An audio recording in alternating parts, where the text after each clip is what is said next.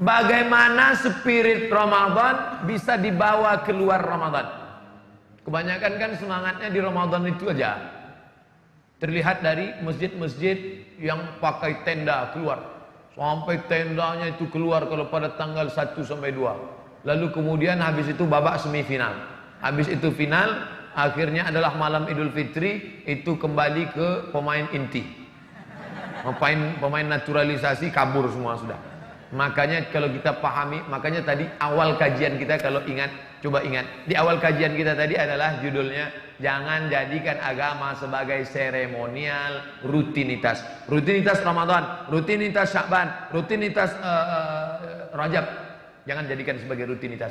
Maka pahami maknanya. Syawal artinya, kita lihat penggunaan kata Syawal. Ini tiang neraca timbangan. Timbangan zaman dulu, bukan timbangan duduk, timbangan yang pakai tiang. Di sisi kiri ada alat penimbang, di sisi kanan ada alat penimbang. Ketika diletakkan barang yang ditimbang, lalu salah satunya naik ke atas, yang satu turun ke bawah. Yang naik itu bahasa Arabnya Syawal. Naik ke atas artinya Syawal. Ekor ayam turun ke bawah, ekor sapi turun ke bawah, ekor kucing turun ke bawah. Tapi ada binatang yang ekornya naik ke atas, itu disebut dengan Syawal. Apa itu? Ekor kalajengking. Naik ke atas. Kemudian ketika onta, musim panas, moncong onta dikerubungi lalat, maka onta menaikkan ekornya ke atas untuk mengusir lalat, maka itu disebut dengan Syawal. Maka makna Syawal adalah peningkatan. Makanya setelah Ramadan disuruh puasa 6 hari. Untuk apa puasa 6 hari?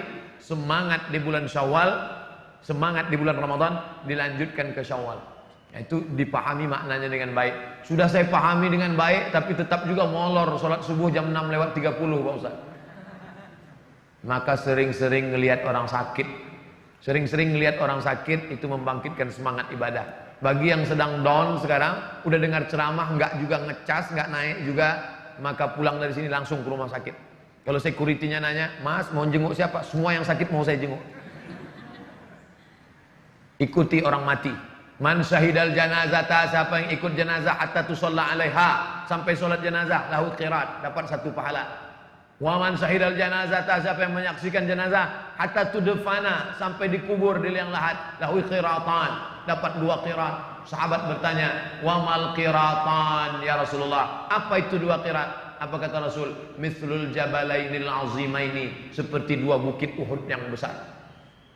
Maka apa manfaatnya melihat jenazah terbujur kaku, yang dulu kaya raya, yang dulu profesor, doktor, penguasa, yang dulu hebat, masyhur, ternyata kalau mati yang dibawa hanya amal juga. Memang yang paling sulit adalah istiqomah. Makanya ketika seorang sahabat bertanya, "Ya Rasulullah, ausini wa aujiz, berikan aku 1 pesan, jangan banyak-banyak, singkat, padat." Apa dia? Qul amantu billah tsumma istaqim. Istiqomahlah. Makanya orang yang istiqomah itu balasannya luar biasa. Ketika sebelum malaikat maut mencabut nyawanya, maka malaikat sudah turun berbisik ke telinganya, alladzina qalu rabbuna Allah, orang yang mengatakan Tuhanku Allah, tsumma istaqamu, kemudian istiqamah, tatanazzalu alaihimul malaikah, turun malaikat berbisik ke telinganya, alla takhafu, jangan kau takut, wala tahzanu, jangan kau sedih, wa abshiru bil jannati allati kuntum tu'adun, berbahagialah engkau mendapatkan surga yang dijanjikan oleh Tuhanmu, dan yang dapat itu hanya istiqamah. Maka terus berjamaah, alaikum bil jamaah. Ada pengajian, datang. Ada kajian-kajian dekat rumah, di masjid, hadir. Itu salah satu cara untuk istiqomah. Lihat orang sakit, jenguk orang mati, terus berjamaah. Harus ada memaksakan diri. Kalau kena tidak ada, kamu kenapa enggak kajian? Saya ngalir aja lah seperti air. Ngalir apa? Iya, kalau kalau air comberan, ngalir aja lah. Terserah yang di atas aja lah. Apa di atas? Cicak. Harus ada bergerak, ngerti, paham. Wallahu a'lam bishawab.